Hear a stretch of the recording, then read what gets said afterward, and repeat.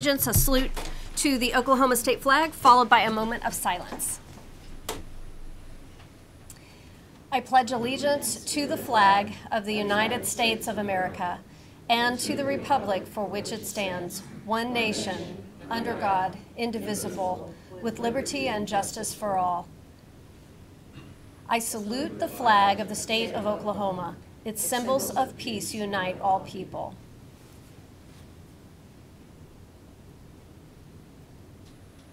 All right, thank you. Please be seated.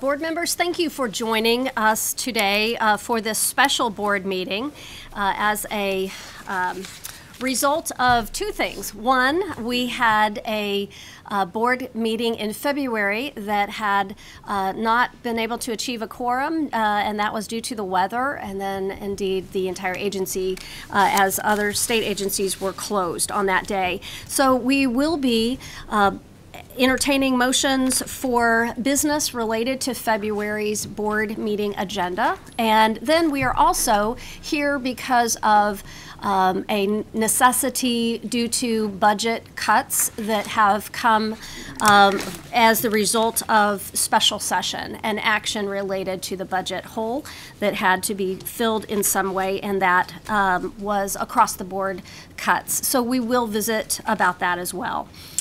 Before we get started, though, on that, I'd like to just address some of what I believe you are hearing in the news, or if you have an educator in your family, you are hearing directly at home some of the frustration that's occurred as plan after plan to stem the teacher shortage and ensure that we have regionally competitive teacher compensation is accomplished. Plan after plan has failed. So since the last failure, which was the step-up plan on February the 12th, we've been hearing an increasing conversation around teachers walking out. And I know over the last few days, this has been a conversation that has been moving very quickly, with many teachers calling for a statewide walkout, and soon. And we've heard different dates for that.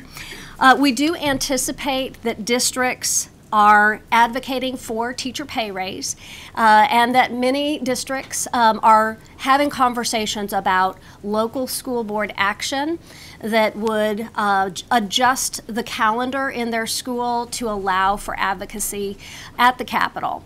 And we will see, I believe, a very different approach from one district to another on how they support this important need. But this will be something decided at the local level. We are several years into a crippling teacher shortage, and as a result have overcrowded classrooms, as you're well aware. We have had about 2,000 emergency certification requests come to this board just since June to fill openings as an individual has been identified to come out of field into a position where there has not been qualified applicants. We've also seen districts reduce class offerings, and we have seen a continued struggle to recruit teachers to join the ranks through colleges of education as enrollment is reduced there.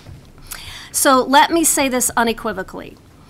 These effects will not be remedied without competitive teacher pay and having that realized for all of the teachers in this state.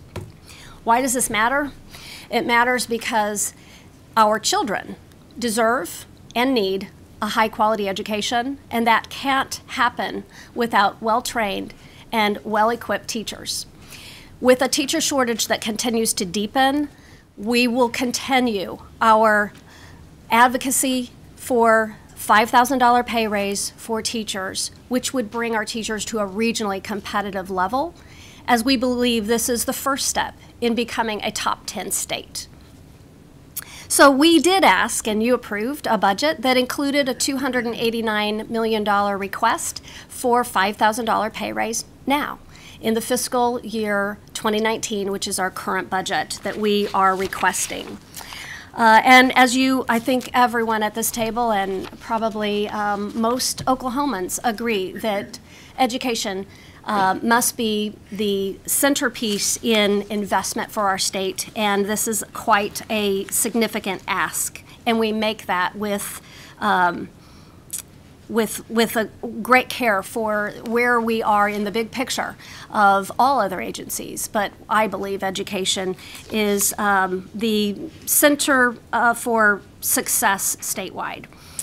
It is easy to understand why teachers are frustrated and angry, because I know that they feel that they have written letters to their Senate member or their House of Representative member, and they haven't seen this pass yet. And we know that we have seen teachers continue to stay in Oklahoma, and they are doing that with thinning resources. So their hopes are dashed at this time, and that is understood. We know that they feel they are out of options. And I want to remind everyone that this isn't the first time that there's been discussion or talk of a teacher walkout. It's not the first walkout either since 1990. In fact, if you think of it, our teachers have been walking out of Oklahoma classrooms and into other states and into other careers and professions for the past several years. The teachers today that remain in the classroom want to teach Oklahoma school kids, and that is commendable. As they consider their next steps, what we are most concerned about is that that advocacy does not further harm students. Teachers are the most important people in the schoolhouse for increasing higher outcomes for kids. And that, again, is why this matters so deeply for me, and I know all of those in this room. I would like to also remind the board that it is the constitutional responsibility of the state legislature to maintain public education. And this is something that we continue to advocate for those specific needs, which certainly includes teachers in every classroom. So meanwhile, among the conversations that are occurring in districts, in social media, and around kitchen tables, we will continue to support our students, and we will continue to support those who teach them and work in education. But districts are responsible for following state and federal law, and they must ensure that school is in session a minimum of 1,080 hours or 175 days. State-level assessments, which are federally required, will proceed on schedule within the testing window, and that encompasses actually much of April. There is flexibility for districts on when they deliver those assessments to students. However, there is an exception to that. Giving the high school level ACT and SAT dates, those dates are not flexible, since they are determined by ACT or SAT College Board. So we are staying on top of these developments. I believe you deserve a report, an update on the kinds of inquiries we are receiving and the position where we are on the very important need to maintain both our state and our federal obligations. I believe we can do that and advocate for what our kids need. And there is a way to do that in a way that doesn't further impede a child's access to education, which should not be interrupted for a significant period of time. Again, I hope that as you are asked, that you will speak from your perspective. And again, we are eager to work with whomever is willing at the legislature to solve this, because there is an urgency that is undeniable and will continue to further erode educational opportunities for students for every month or semester that this continues to be unaddressed or unsolved. So that is my update for you, my remarks, and board members. If you have anything that you have as question or comment, I certainly want you to have an opportunity. I got a question on the class sizes. Do we actually have any reports that show the trend line on class sizes in, let's say, the last 7 years, so that we can really monitor what's happening out there? One school district may be,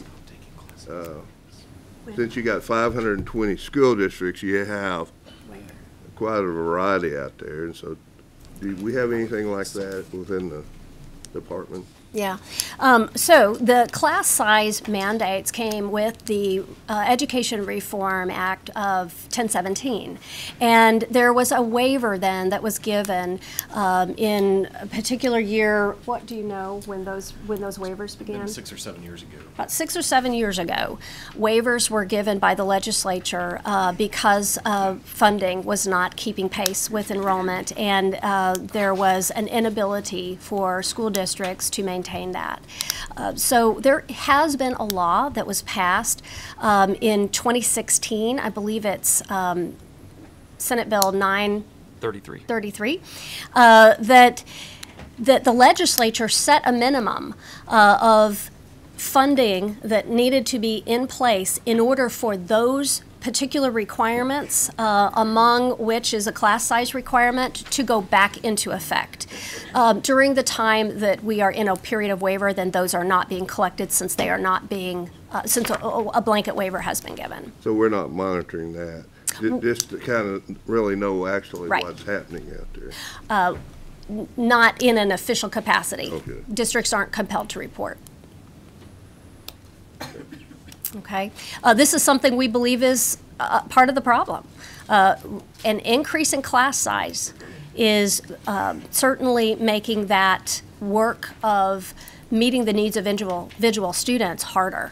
And until we see a end to the teacher shortage, we're not going to see that kind of change, and that's very concerning to me. Kathy? Superintendent, I wanted to say that I support what you have said, and it was very well stated, and I appreciate that. You have been a consistent advocate for increasing teacher pay from the day you walked into this office, and I appreciate that very much. I also support increased pay for our teachers. However, we have to keep the students in mind. Students come first. You mentioned the SAT and ACTs, and there are also the APs. We want to throw a few more alphabet out there, but the AP exams that come in May cannot be changed. And the kids who are enrolled in those classes, the lead up to those exams is a very critical period, and our kids should come first. So thank you very much for your support. Great reminder, just how important it is, as these are tools that offer our students a value after they graduate with college class credit or scholarship opportunities because of various scores that they earn. And that kind of continuity is important to ensure that happens. So we know local school boards are very mindful of this, and that is the good news here. We are hearing from local school boards and school superintendents that they are wanting to find a balance as they advocate and believe that this is an important component, but it is also one that they have many other factors to consider on how they make for effective advocacy without further harming students. So appreciate that. All right, General Baxter. Just two things. You know, sometimes the best ideas occur too late. But first of all, this seems principally to be an urban school deal. It's not a rural school deal. And so, you know, we shouldn't overstate that in terms of the way the state is reacting to this. And I don't know that Lawton has taken a position. I don't believe they have. I know that Altus, in fact, is not going to participate in any kind of a walkout. And so, you know, the percentage of kids in the state that are going to be affected by a walkout, I don't know what that number is. Do we at this point? No. 30%, a third of the kids? We don't know. So the second thing is, I just wonder, if this pressure would have come to bear in a different way, if, 2 years ago, we'd have stopped or not started approving every kind of alternative certification, and which continue to pour before our desks here. And you'd put enough pressure on the system by a further lack of teachers than you would by teachers leaving the classroom and walking out. And I think we've actually talked about that before. Wrestling with that as the emergency certification requests skyrocketed, as there were such a sharp decline in applicants to openings in Oklahoma teaching fields. Well, I'd say if we weren't filling those classrooms with alternate certified people, the pressure to fix this situation would have been much greater, much sooner than it is today, and would not have resulted in an outcome where, Sure. students are the ones that are going to pay the cost on this ultimately. So I would just want to make one clarifying comment. I think are you referring to the emergency certified? Any Well, of them that we alternatively approve. certified is Yeah. not Yep. approved through the Yep. board. Yep. That's It is, they actually take the tests, and so that's a little different. So how many we approved that are emergency certified? Yeah, that is Thousands? 2,000, just about 2,000 right now, just for this, just since the summer. Right. Yeah, I totally, I hear you, because it's become the new normal. And, Is the department considered not approving those? Or not bringing them forward for approval to the board? it is a point to consider. And it is absolutely something that if the board were to take such action, there would need to be an early enough of a alert to school districts, as they would need to ensure that they closed those course offerings and did not even offer certain courses to students. So then the balance in that equation comes back to what is the impact on students? Is it important to offer a calculus course that is not absolutely part of the essential course graduate, requirements for graduation? Is it something that is worth considering having someone emergency certified to fill that? I don't know that answer today, but we wrestle with this ourselves, and we have asked how much are we continuing to contribute to having an increase of teachers who have started on day one without the training that's needed. If that training is important, and most would agree that it is, then by doing this, we are contributing to the very problem we're trying to solve. And indeed, it is an emergency that we find ourselves in. But yes, when we see then that this isn't stopping, that it becomes then a pattern, then I understand the dilemma we find ourselves in as a board. I think the modern term is enabling. Are we enabling keeping salaries at such a low level because we allow the emergency certification?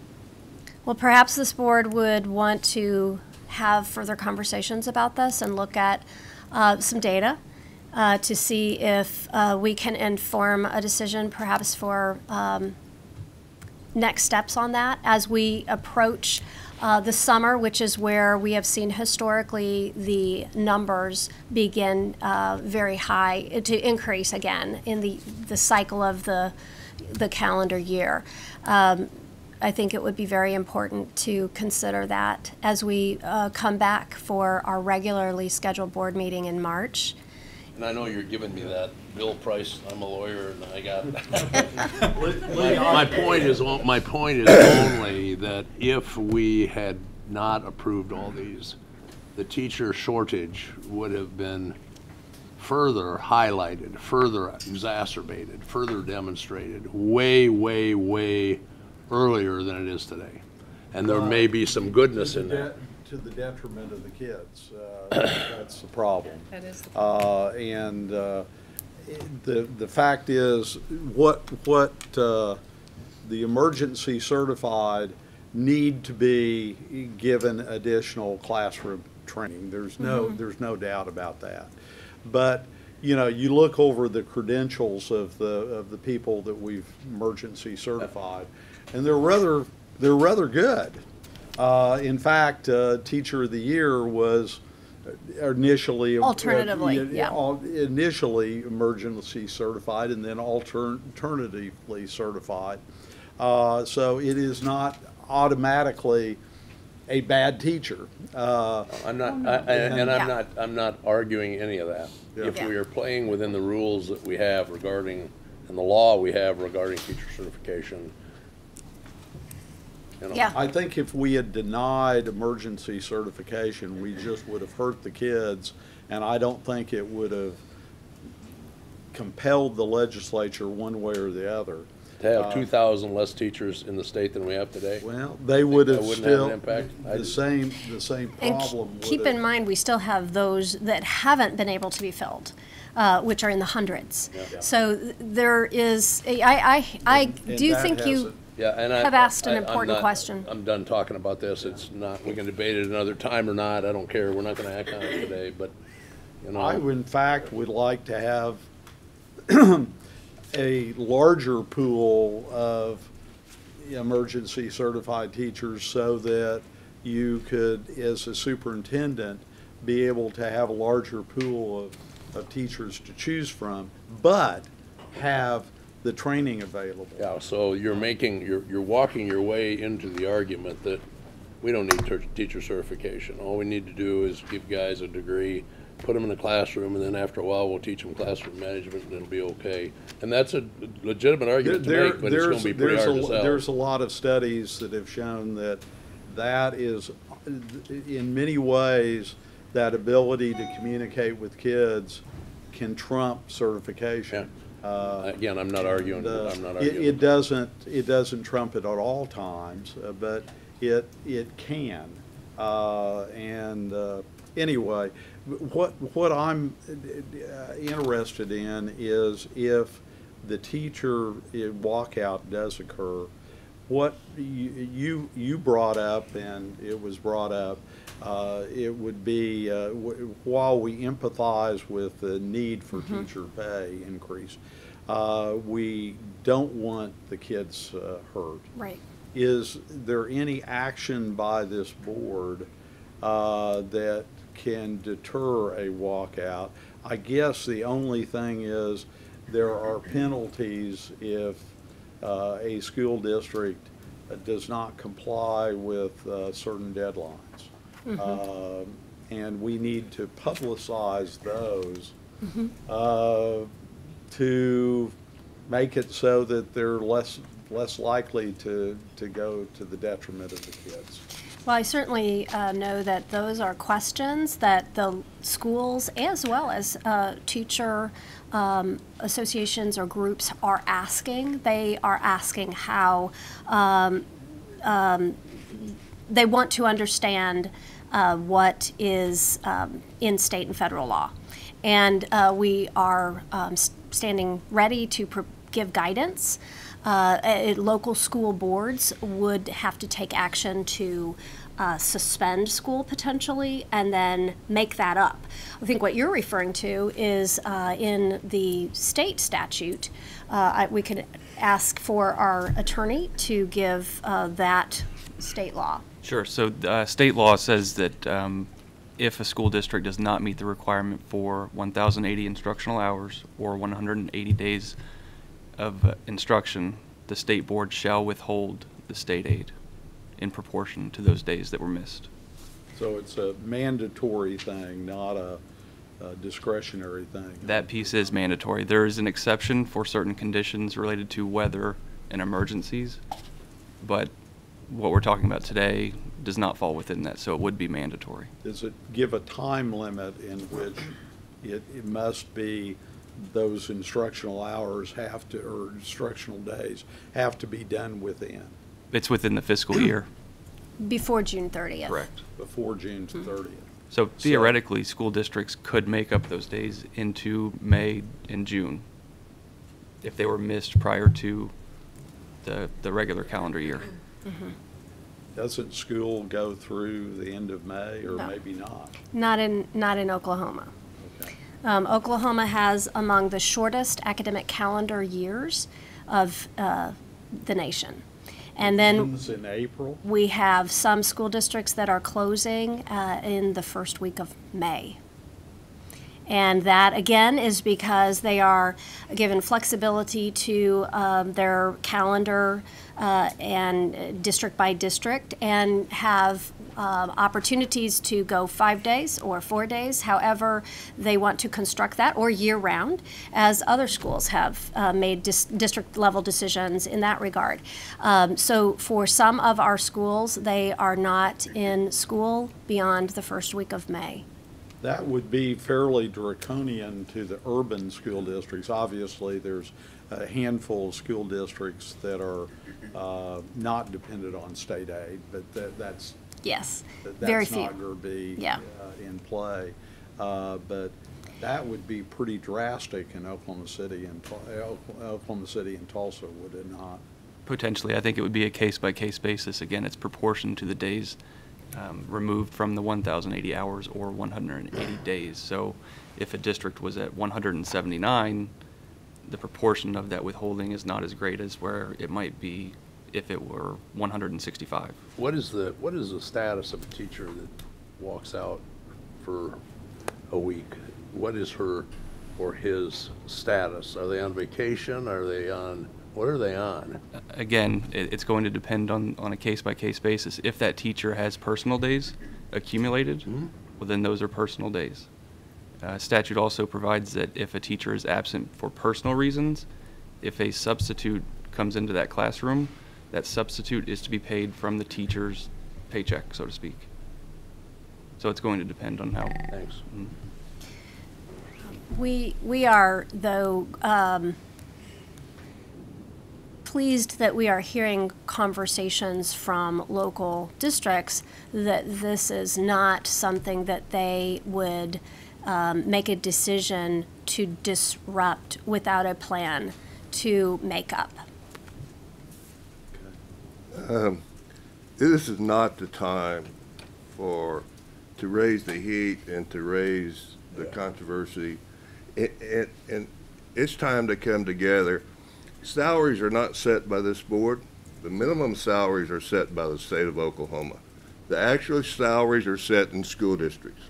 School districts have resources, and they had growth in resources over the last few years. And so it's time for everybody to come together, quit blaming superintendents, blaming everybody, teachers blaming everybody, blaming the Senate and the House. It's time to come together and solve this problem and move it on. It'll only solve it for 1 year. And then we have to continue on and change the system so the Oklahoma education system operates in a 2018 that was designed in 2000 and not less than, let's say, 1907. Our school system needs to change and update itself. And that takes time. And so it's time to come together, put this issue to bed, and let's move on with our purpose of educating our kids. Because if we're not, we're going to create chaos. We're not doing any good for the PR on the state of Oklahoma side. When we're out here trying to recruit businesses, provide jobs for these young people where they can stay in the state of Oklahoma instead of move to Texas or other states. So it's time to put this issue to bed, and we really ought to be calling for all people in the system to come together and resolve this, and it can be done. So. Thank you. There is urgency to this need, I and mean, too much damage has been done. well, we absolutely stand ready to work with anyone and we believe it has to be bipartisan, and it is a true crisis that our children deserve to have solved sooner than later, and it has to happen as soon as possible. All right, thank you very much, board members. Let's go. Let me just Sure. say one more thing. And Bill's comments are exactly right, particularly in regard to salary structure. And, you know, with deference to all our great teachers, they either don't understand that or they don't want to understand it.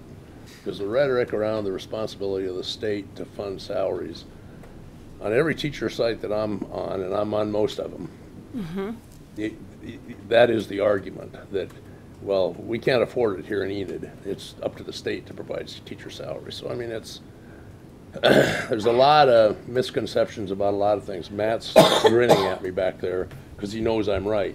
But there's just an awful lot of misunderstanding of how the whole system really does work. And it's amazing to me that teachers who are the ones that are impacted by it don't understand it. Really amazing to me. I agree with you that local school boards have the ability to pay above the minimum salary schedule, but the state of Oklahoma uses a funding formula to allow for equity across the state to ensure that students have high quality and similar educational opportunities regardless where they live. Some zip codes do have greater local wealth and others don't. And so the funding for our teachers in Oklahoma comes through the state appropriation in the funding formula, and that is an area that cannot happen where districts aren't able to give a across the board to affect 49,000 teachers, a pay increase without an infusion of cash at the level of nearly $300 million. So there is that. And I think that's where it is both imperative that the legislature ensure that those funds do go to a teacher pay raise and direct that that $5,000 increase occur that way. But I do appreciate your comments. All you got to do is look at the school district. Go to Jenks and look at the Jenks school system, and then go somewhere else on the other side of town and tell me it's all the same. It's not all the same, and it's silly to suggest it's all the same. It's not all the same. The fact that we, you know, Agree. at some modest level at the state say everybody's going to make that, you know, have this amount as a base salary has got nothing to do with ultimately how education's funded in the state. Yeah. I mean, it just doesn't. Yeah. And as you see that difference, as you see local willingness to pass a bond and keep the maintenance of facilities up to date, or create new facilities where they have student growth, we do see inequity in that regard. That is a local decision. Responsibility and a local decision. We're not building a $25 million building in Jenks. We're not. The state's not doing that. We're doing that That's in right. Jenks, That's right. And it is with that in those particular bond monies that can be raised, they are restricted and can't be used for teacher salary. So I think that is also an important point to mention as well. We know local municipalities are frustrated by that if they were to do something, it also is not going to be reflected in their ability to pass that along in a but you could certainly do, you can do a local sales tax, you can do a local ad valorem, you don't need to do a local, I mean, that's just not right, Superintendent, to say that, well, you know, because you can't use bond money for salaries, that local districts get frustrated and can't raise salaries. They choose not to. They choose not to. They choose to do the bond, to put the new gym on the ground, rather than do an ad valorem to pay salaries, believing that the state's going to provide, and the state has not provided. So this is not entirely a state problem, and Bill's exactly right. You know, there are all kinds of ways to raise teacher salaries. Coming up with $5,000 more for each teacher out of the legislature is one way, but it's not the only way. And we'll see how some of the local districts respond, you know, to all of this sort of thing. Well, it is certainly a much topic about that it. everybody is interested in, more ideas, not fewer. And so I appreciate those suggestions around the table. They're all worth exploring. And again, I think we all stand very united in wanting to make sure our kids have a very competitive education. So I appreciate it. All right, is there any public comment today? Okay, no. Heard it, I think. Then we have a consent agenda in front of you. Is there a motion to approve the items that are listed here on the consent docket for emergency certifications, actually? Second. We gotta have those. And then also, let's see, request approval to add. Okay, it looks like. All right, so do I need to ask, I'm confused because on the consent docket, we've got two items separate. So can take them that's together. normally the way we do it. We just have pages of it We have a usually. motion in a second. Okay, we have a motion and a second. Is there any further discussion? Seeing none, please call the roll. General Baxter? Yes. Ms. Frank? Yes. Mr. Flanagan? Yes. Mr. Keating? Yes. Mr. Price? Yes. Superintendent? Yes, thank you, motion carries. Okay, now we would like to hear something kind of exciting. We have some good news. And after that, we will have Carolyn come and talk about some less than good news. But we will start with the good news. So let's see, would Levi, would you like to come? And we have discussion and possible action on the proposed academic standards for computer science. This is an area where actually Oklahoma is leading the nation. Indeed. Good afternoon, Superintendent, honorable members of the board. So as Superintendent has introduced, this will be much better than Carolyn's conversation.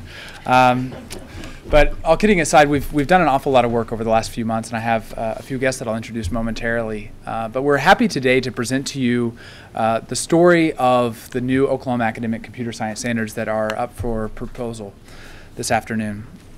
I want to just set a little bit of a scene for you before we kind of get into the process and the structure of the new proposed standards. But of course, we as the state agency are required to review and revise standards preceding the textbook adoption cycle. And so coming up very shortly will be the adoption cycle for instructional technology and computer education. And it's important that to kind of set the scene a little bit, that in Oklahoma we have not, along with other states, we have not had computer science standards as a standalone vision for our students. And what we've started to understand, and I think increasingly across the country we've understood, that computer science really is its own subject area, and it deserves its own kind of space in the conversation around what students should be expected to have the opportunity to learn. And while it relates in many ways to mathematics and engineering, it is all on its own a standalone discipline that I think is worth paying attention to. And in fact, our students, I think, will be expected to have increasingly skills related to computer science and computing principles. So I just want to kind of give a little bit of a little additional context around some of the other language that's used that in some ways overlaps with computer science, but in other ways are importantly different. So oftentimes we'll refer to computer literacy, as you see here, that very often addresses maybe internet searching or digital presentations like a PowerPoint. EdTechnology has something about that as well. It might be the Google Suite where students are interacting on Google Docs or other web-based applications, and this is common and important to address.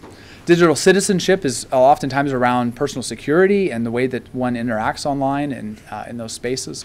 And then information technology, IT, which is often very much around industrial applications, Wi-Fi access points, and things to this effect. And while in many cases computer science informs this, it is on its own very important to address. So what we did here in Oklahoma is we brought together what we think is a really interesting and useful executive committee with representatives that span both the kind of the large-scale research perspective, and that's from Kelvin Drogemeyer, who hopefully you know as the Vice President for Research at the University of Oklahoma, and he's engaged as the Secretary for Science and Technology for the state of Oklahoma.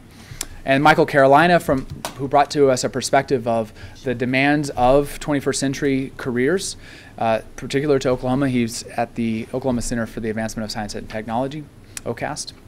And then we also had a university perspective of what the discipline of computer science is, and that's with Dr. Blaine Mayfield, who's at Oklahoma State University. And finally, a classroom educator, Pat St. Clair, who is a computer science educator in Edmond Public Schools. So this is our exec team, and with the executive team, we established a vision which is I think very ambitious, which is that all students would have the opportunity to engage in meaningful learning that develops their understanding of and application of computer science. And that's a pretty ambitious idea. As you know, computer science is, we're having a conversation about ensuring every student has an access to a highly qualified math teacher. And now we're saying there's an opportunity to ensure that all students have access to computer science. So it's a big, ambitious vision, and one that we think will be worth pursuing for the near future. So our executive committee believes that there are such extensive questions to be addressed that we are setting a vision for 4 different committees. Today I'm introducing to you the work of the Standards Committee. So we launched that in 2017, and you'll hear more about that process. But we will also have committees identifying opportunities for curriculum, tackling really challenging issues around teacher certification and professional development, and then also some other research and policy questions that we have, since computer science is such a new discipline and focus in K-12 education. So with that kind of scene set for you, I want to introduce to you my collaborators and really wonderful co-chairs in the Standards Committee process. We have Hallie Hughes to my left. She's the Director of Secondary Education at Durant Public Schools. And further to our left, Dr. Deborah Tritton, who's the Associate Professor of Computer Science at the University of Oklahoma. And with that in mind, I'll pass it to Hallie to present to you a little bit of the process for the development of the standards. Good morning, or good afternoon by now, I think. My name is Hallie Hughes. I am from Durant Public Schools. I am the Director of Secondary Education there. I am also an adjunct professor at Southeastern State University. I work in the Mathematics Education Department. But I'm here today as one of the co-chairs for the Computer Science Standards Writing Team. And I'd like to give you a short overview of the timeline of this process. Through 6 months of dedicated work, the writing team and the draft review team have written purposeful standards. These standards were written envisioning Oklahoma students using problem-solving techniques in order to cultivate the citizens that we need to produce the effective strategies that are needed to foster our creative design in the digital age. Professionals from across the state came together to do this. They were encouraged to volunteer for this monumental task of writing these computer science standards through an open application process. Applicants completed an online application containing the questions about their academic background, their stakeholder role, their years of experience, and the items that interest them from curriculum, standards, certification and professional development, and policy and procedures, or policy and research. The remaining committees focused on the curriculum, the certification and professional development, and the policy and research committees will be developed or started after these standards have been approved by this board and the legislature. In mid-September of 2017, applications were reviewed and the writing team and draft review teams were instilled. They came together on September 28th for our first meeting, and we had experts representing education, computer science, and computer technology. These participants, as indicated in the development process handout, represented public education, both from the classroom and from leadership and training positions. They also represented higher education from several different universities. They represented technology centers from both business and the computer programming fields. And they also represented an Oklahoma-based nonprofit organization who works with children and robotics. With the goal of producing clearly defined standards, attainable to all Oklahoma students. The writing team was partitioned into grade spans, K through 5, which is represented by the members on this slide, 6 through 8, represented by the members here, and 9 through 10. It was done in order to focus on creating standards for each range of grades. Using resources from the Computer Science Teachers Association and from other states' computer science standards, the writing team, there's the draft team, the writing team had the first set of standards to be reviewed by October 27th. The review team then examined each of the standards, rating each for their clarity, their grade level appropriateness, their rigor, their alignment, and their progression. And they were also asked to rate their recommendation and to hopefully leave a comment to support their ratings. After considering the review team's evaluation and comments, the writing team wrote granular standards for each individual grade level and had a second draft for the team by December 14th. The draft standards were then open to the public for comment until January 8th, and with one intensive review from selective team representatives, the final submission was completed, and the last 30-day public review period ended on February 22nd. Having said that, I would like to introduce my co-chair, Dr. Deborah Tritton from the University of Oklahoma. There you go. Thank you. So one of the best ways to do good work is to stand on the shoulders of giants, and that's really what we've done in the development of these standards. So here are the two giants in the field. The K-12 Computer Science Framework that set about the concepts and the processes that are the foundation of this document, and the Computer Science Teachers Association K-12 Computer Science Standards. In addition, we use the standards from the few states that do have these available at this time. So we use those as source documents, and sometimes we use them and sometimes we didn't. Well, we always used them. We always looked at them. But we picked the best parts and improved the parts that weren't as good and brought forward something that is really uniquely Oklahoman. The standards are based on 5 different concepts, each of which has sub-concepts. This is important to the design of the standards because it gives a comprehensive feel for the field of computer science. So instead of, for example, allowing people to spend all their times on the really fun and cool parts, things like algorithms and programming, the really important parts that people need to be good citizens in this, that Oklahoma students need to be good citizens in their future, things like cybersecurity, for example, things like understanding the social impact of computing. These things are given equal weight and given appropriate time. In addition to the standards, we have 7 practices. So people's general perception of computer science as a solitary discipline is completely and totally incorrect and wrong. It is a highly collaborative discipline. It does involve the social context. And these practices make sure that we're covering the entire discipline and not just focusing, again, on fun or easy parts of it. So between the concepts and practices, we have comprehensive coverage of the area of computer science at grade appropriate levels. As far as the structure of the standards go, for all Oklahoma students, we have standards from kindergarten to grade 8, and then courses in high school that will also be available. The first 2 years of high school and something that will be, we hope, required for everyone eventually, and the second 2 years in courses that are for students that will be specializing in computer science. We've designed a tremendous amount of flexibility into these standards so that schools, districts, and teachers will be able to do things as they determine is best in their local context. So we've been prescriptive when we have to be, but in general favored freedom for the schools and the teachers. One of our big contributions here was creating grade level standards. So the K-12 standards from the Computer Science Teachers Association are grade banded. They don't have things broken down by individual grades. But frankly, computer science is just too important to do that with.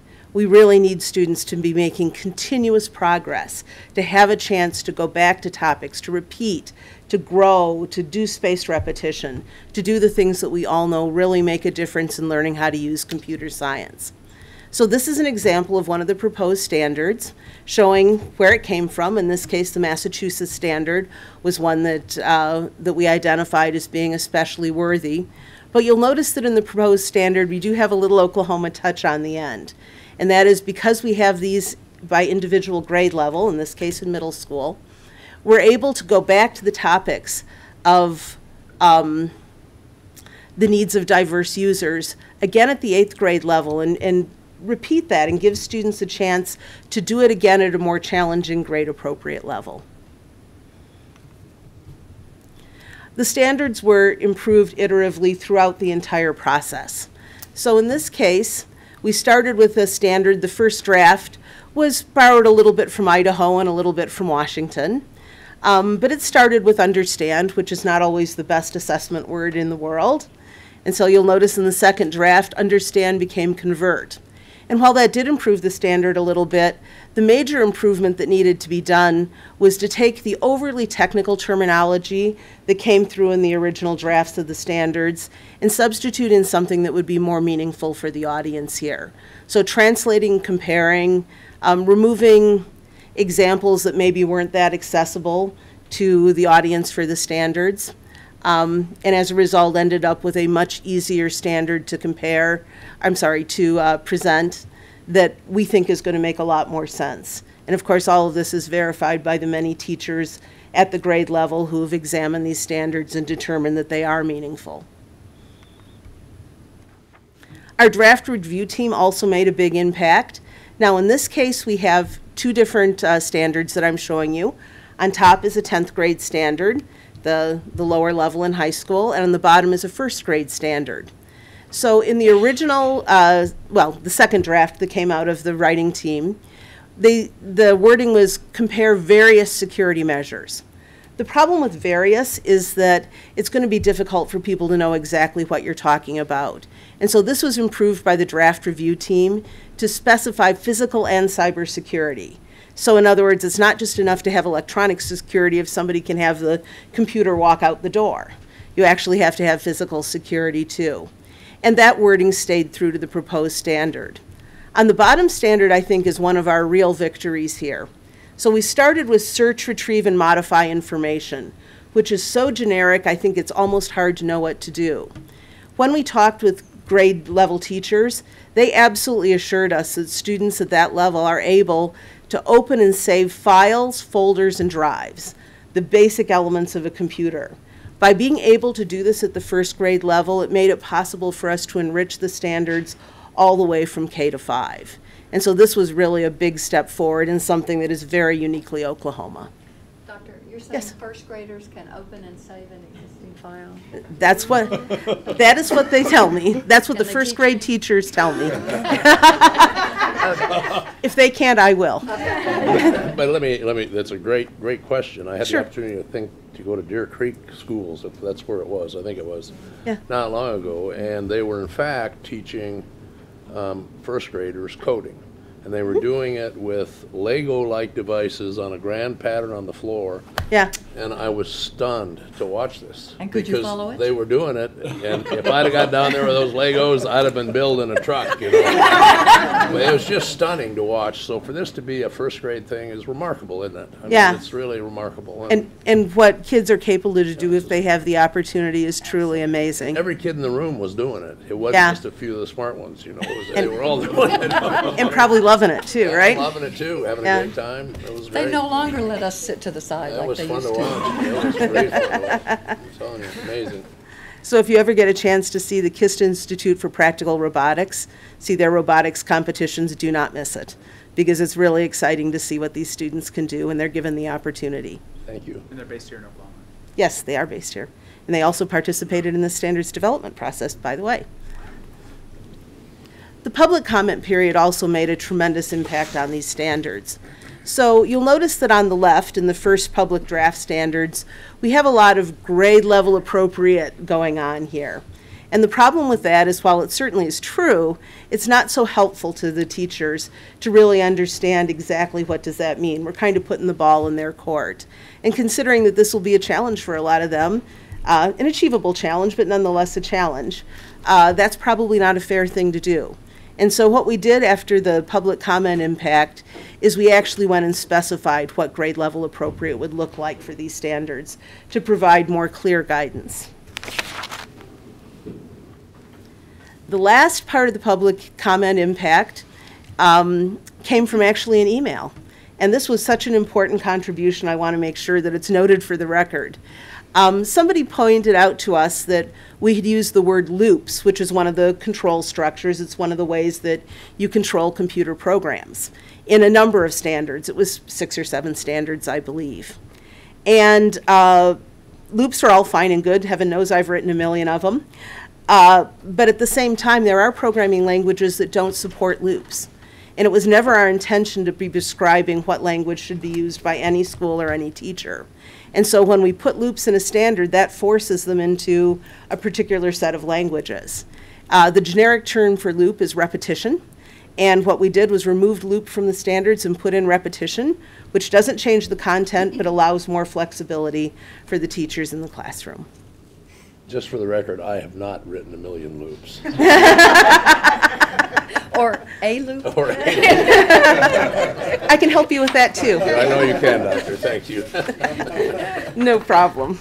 So on a personal note, one thing I'd like to say is that, I've been teaching computer science in Oklahoma to college students, granted, for 25 years, and I think this may be the most important thing I've ever done for the state of Oklahoma, that we've ever done for the state of Oklahoma, to really give our students a chance to enter into this century with the advantages that they're going to need to go forward.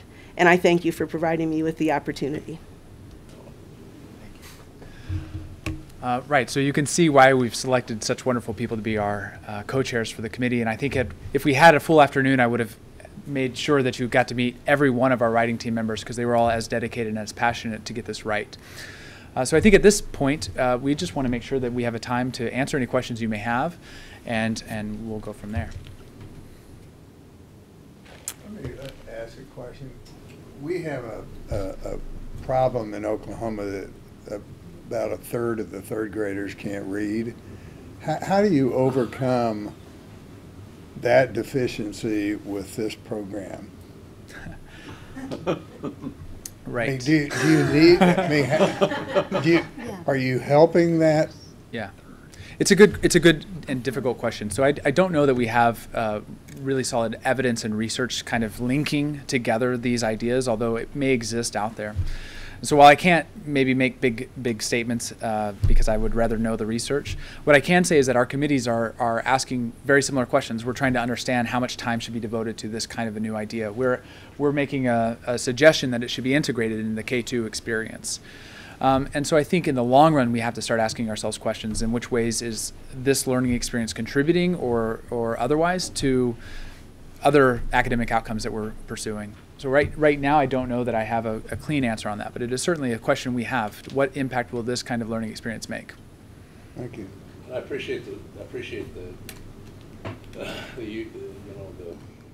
examining the existing standards, the 7 or 8 states that have standards. Yeah. My background on the State Board of Education would tell me that you don't want to walk away from the fact that these are Oklahoma standards, because the day you do, you jeopardize the whole thing, because nobody's even going to look at the content. So this is just wonderful, and I appreciate you all serving on this, and Levi, you being involved with it. This is really great news in a day when we don't get a lot of great news in common education, so thank you.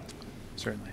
What percentage of the kids will take computer science in different grades and follow these standards? So this is a good question and also difficult to answer. So of course, one of the variations of a set of standards like this when compared to something like English, which is already an expected discipline, is that what we're suggesting here is that when computer science is taught, which we hope is increasingly occurring, that they align to these standards. So this is not the same as a mandate or a requirement that all students would experience these standards. But when they learn and have the opportunity to learn something about computer science or computational thinking or otherwise, that they would learn these. We have here this kind of idea that they are integrated, or that we begin having specials or electives by upper elementary and dedicated courses for electives or semester courses in middle school. I think our current information shows us that around 90,000, 96,000 students or so are taking some type of a computer technology class every year in Oklahoma. 45,000 of those are K-8 students. So that's not all students, certainly, but it's a very large proportion of students that we think could make a transition to very quickly to a version of computer science that we're proposing here. And I really think that this is about the future. And if we don't put these standards in to do the foundation work, then you don't have anything to build on. So if you have a good foundation, it'll survive. And I like the general, because this is about the future. Because AI is coming fast, and being able to understand this framework and so forth, it's going to be about survival in the future. And so many jobs that we can't even imagine today are going to result from that avenue of approach. So I agree. I think this is an excellent step forward. And Thank you. Yeah. appreciate the cybersecurity piece. Yeah. Appreciate it more than you can imagine. I mean, how Certainly. important that's going to become. Certainly. One other thought, I saw a presentation by someone that was showing that the number of coding jobs is just exploding, and that makes Oklahoma far more competitive as people get into coding. I don't necessarily know that is generally known and understood by kids that are thinking about careers. One thought is, and Joy has been great about trying to figure out ways on career paths and everything else. It'd be good to pick out somebody that's good on coding and other computer careers on a video or whatever, in fairly young grades, so that they know that those are career paths, and that might inspire a certain number of kids to concentrate on that. Yeah. We say, I think internally and probably broadly, we're saying more often, you can't be what you can't see, right? And I think a lot of us have heard a version of that sentiment, and I think that's the idea, is that we need to show students, people who look like them, who are Oklahoman, who are doing this kind of work, and I think we have big opportunities right now pushing us in that direction. It's a valid point, yeah. Well, we are very excited on how this positions Oklahoma as a leader. There are only 3 states, which we now are the 3rd, if I understand right. Correct me, Levi, if I'm wrong, that have grade-specific academic standards for computer science. And that is different than the way the limited number of states, as you saw, that we are included with that now have computer science standards. But this is a unique aspect of it for Oklahoma. So we're very, not unique. 3 states have grade-specific academic standards, grade by grade, starting at kindergarten. Yeah. All right. Thank you very much. Then we need to take board action on this. So is there a motion to approve these standards as proposed? So moved. Okay. Thank you. Motion and a second. Any further discussion? Okay, seeing none, please call the roll. Mr. Price? Yes. Mr. Kennedy? Yes. Mr. Flanagan? Yes. Ms. Franks? Yes. General Baxter? Yes. Superintendent Holmes? Yes. All right. Thank you very much. That motion carries. Now we have Carolyn Thompson, Chief of Government Affairs, who will be bringing to you discussion and possible action to amend the fiscal year 2018 State Board of Education budget pursuant to House Bill 1022XX. Thank you, Superintendent and honorable board members. You have before you the proposed budget reductions. This reflects revisions to the FY18 budget for the current year as passed by the state legislature under House Bill 1020 of the second extraordinary session of the 56th legislature. As a reminder, the reductions shown here are a direct result of the hole that was created in the budget by when the Supreme Court threw out Senate Bill 845, the cigarette fee, as unconstitutional, which contributed to, or which created a $257.8 million hole in the budget. Some things have been done to remedy that hole, and the budget that you have here before you is a reflection of the remainder of what was left. So the overall reduction to common education in this bill and in the budget before you is $16,240,862, which is a 0.66, not 66, excuse me, 0.66 reduction. Percent reduction to the overall funds. The reduction is mostly coming out of the state funding formula, which you can see there at the top, $15,357,170. This is a reduction of $13.80 to the state funding factor, which represents the state aid per student funding amount. Just for some perspective, I would like to remind you, this is, I think, the third year in a row that we've endured mid-year cuts for common education, which brings the total mid-year cuts to the funding formula to $79,541,395 in total cuts to common education. In mid-year for the last 3 years are $93.6 million. So even though this cut may seem small and perhaps the smallest that we've had to deal with so far mid-year, it's still significant in the environment that we find ourselves in with common education. And it's important, I think, to remember the context that this is occurring when it occurs mid-year, and to have that total further accentuates the problem where you already have contracts in place, vendors have invoices that are due, and then those particular cuts have to come out of the very end of the fiscal year. So that means that the effect is so much greater than if it were spread over all 12 months in terms of a cut. Thank you, Superintendent. So you'll see at the top of the less colorful side, the total cut to the funding formula, as was just mentioned. Fortunately, funds were not cut in the flexible benefit allowance, so those will be able to be fully paid out. There were cuts to both the public school activities line, which we'll discuss, and to the agency itself. So the total cut at the bottom there, you'll see, as I said, 0.66%. So turning to the more colorful side, which is the portion of funds that this board has purview over the distribution. We request your approval to take the total reduction of $755,007 from the National Board Teacher Bonus line item. The reason is that many, as you may recall, of these funds have already been paid out fully at this point in the year in March. Many of these funds equal zero right now or have been fully obligated. And in our kind of forensic analysis of where we could take the money, the department became aware that there was sufficient funding left over in the NBCT line item to fully cover the amount of the cut.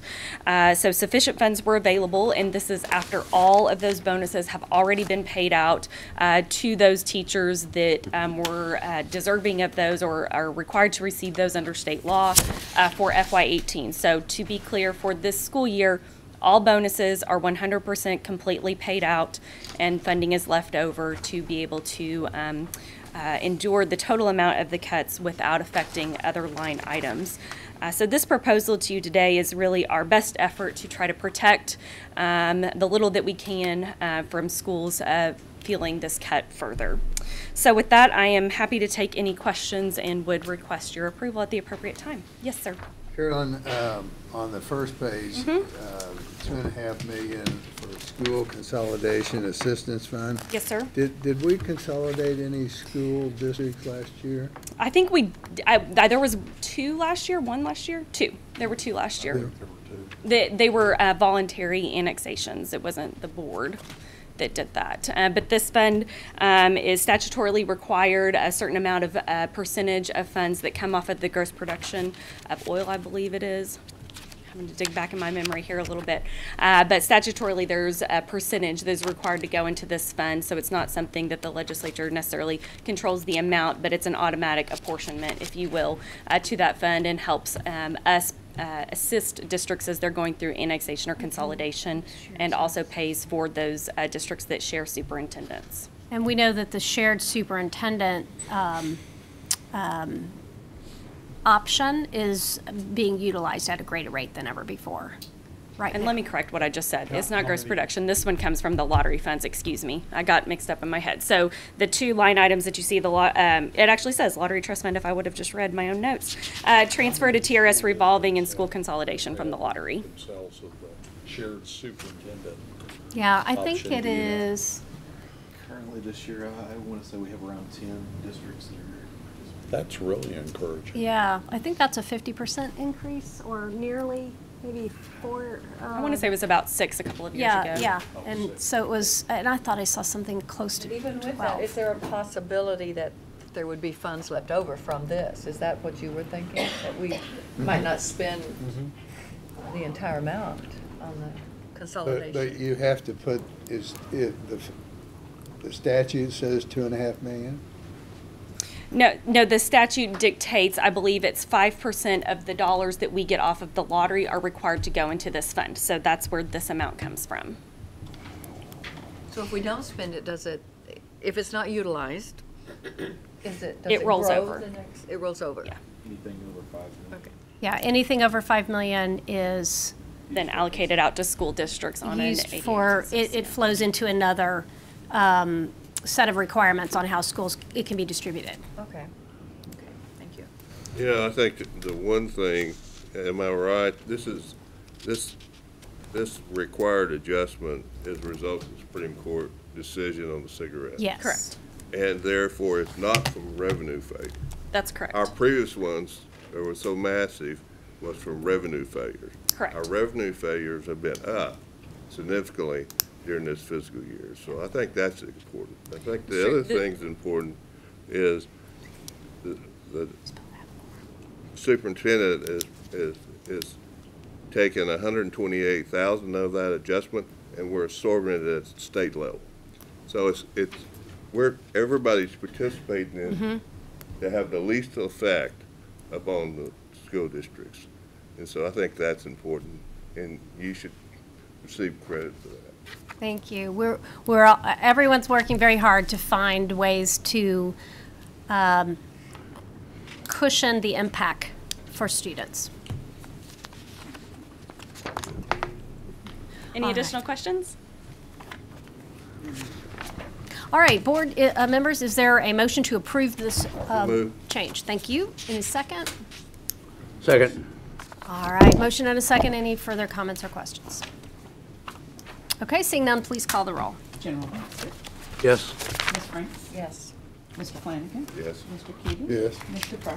Yes. Superintendent Hoffman. Yes, thank you. Motion carries. Okay, finally, we have legal services, where we have a need for Lori Murphy to come and provide a presentation for you on item 8A with action possibly for these. Good afternoon, honorable members of the board. We have this one proposed rule action for you today that we are bringing as a proposed emergency rule. And the reason for that is that this fits in with the new school accountability system, and this particular provision needs to be in place by the end of the school year. So what this rule addresses is medical exemptions from the chronic absenteeism indicator. As you remember, chronic absenteeism is an element in the new accountability system that's been approved. and a student is identified as a chronic absentee if they miss 10% or more of school days. So on the traditional 180-day calendar that was discussed earlier, that would be 18 school days of absence, but depending on the length of a district's calendar, that could vary. 170-day school calendar, it would be 17 absences as chronic absentee. 190-day calendar, it would be 19 absences. That would always be proportionate.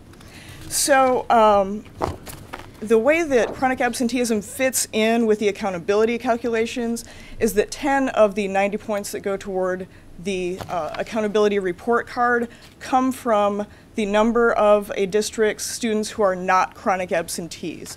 So the statute establishing our accountability system and directing this board to adopt those provisions requires a rule that provides a medical exemption for students that meet certain conditions to qualify to not be counted in those accountability calculations for chronic absences. So what the rule proposes is that this is not something that could be available for all medically excused absences. Routine illnesses and doctor's appointments would not be included. This is for what the rule defines as significant medical conditions. So for a student to potentially qualify for this, this would be for very severe or chronic or life-threatening illnesses or traumas. So some examples of what would be covered as potentially qualifying for this exemption are if a student has cancer and needs to be absent either for extreme periods of illness or for receiving treatments like for chemotherapy. That would be something a school district could apply for an exemption for. If a student is injured by severe weather or certain acts of violence, that could also qualify. And certain severe emotional traumas, such as when there's a death in the student's immediate family, that's something that we're proposing as appropriate to be covered by the exemption. So the system that would be set up for schools to apply for these exemptions is parallel to the system that's currently used.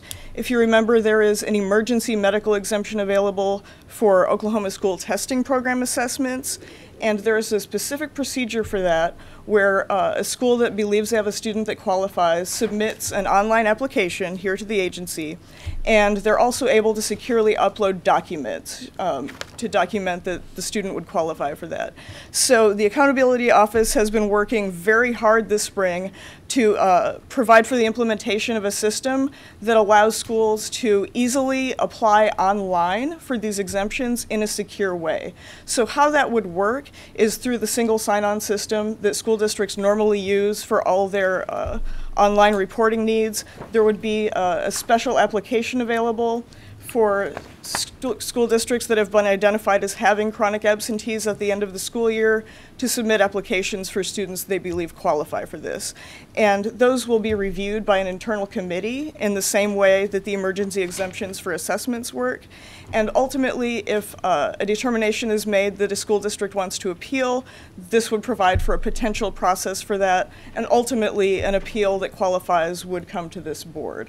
I would note that we have the same appeal process in place for the assessment emergency exemptions, but I don't believe any have actually come to the board on appeal at this point. Those are generally resolved before that point. So does anyone have any questions for either me, or we have on hand Monica Daniels, Assistant Executive Director of Accountability and Executive Explainer of Accountability, if you have detailed questions. Official time. Move approval. Second. All right, motion to approve and second. Any discussion? Okay, seeing none, please call the roll. Mr. Price? Yes. Mr. Keating? Yes. Mr. Flanagan? Yes. Ms. Franks? Yes. General Baxter? Yes. Superintendent Hoffmeister? Yes, thank you, motion carries. Okay. All right, finally, board, we're on item 9A, which is discussion and possible action to go into executive session. Honorable and esteemed board members, good afternoon. I have two items on the agenda requesting to convene an executive session to discuss possible action, including recommendations to issue emergency suspension orders to Stephanie Cowan, and Caroline Drummond. And the second and third piece on the agenda is to discuss in executive session matters of pending litigation. I move we go into executive session. All right. Are we going to discuss in executive session that part of the email that came to the board announcing this meeting where it said lunch will be provided? If you want to go back and audit that, that's in there. I would have stayed in Lawton otherwise. Good point. Free lunch. We will make certain that we provide that. So you're motivated by free lunch? It is here. It is here. All right, very good. We have a motion and a second. Please call the roll. General Baxter? Yes. Ms. Price? Yes. Mr. Flanagan? Yes. Mr. Keating? Is this the lunch or the? Yes. Mr. Price? Yes. Superintendent Hoffman? Yes. All right, thank you. We will move into executive session. And thank you for those who are in the room. We would ask that you clear the room, and we will conduct that session now. Voting on lunch. Right.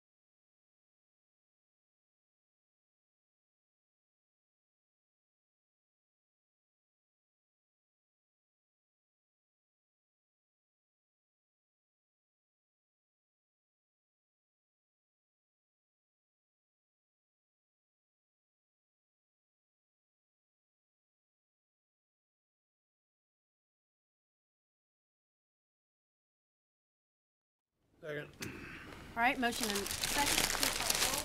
Mr. Price? Yes. Mr. Peters? Yes. Mr. Flanagan? Yes. Ms. Frank? General Baxter? Yes. Superintendent Hall? Yes. All right, we are moving out of executive session. Let the record show that no decisions made during executive session. Yes. Next, Rec- is there a motion? Board members related to the teaching certificates, suspending that of Stephen Cohen and Carolyn Drummond. Stephanie Cohen. Excuse me, what did I say? Stephen. I said Stephen. I was looking at Stephanie. Stephanie Cohen and Carolyn Drummond. So moved. Okay, motion. Motion and a second. Board members, is there any discussion? Questions? Seeing none, please call the roll. General Baxter? Yes. Ms. Frank? Yes. Mr. Flanagan? Yes. Mr. Peters? Yes. Mr. Price? Yes. Superintendent Hall? Yes. All right, thank you, board. Members, we are entertaining a motion to adjourn. So move.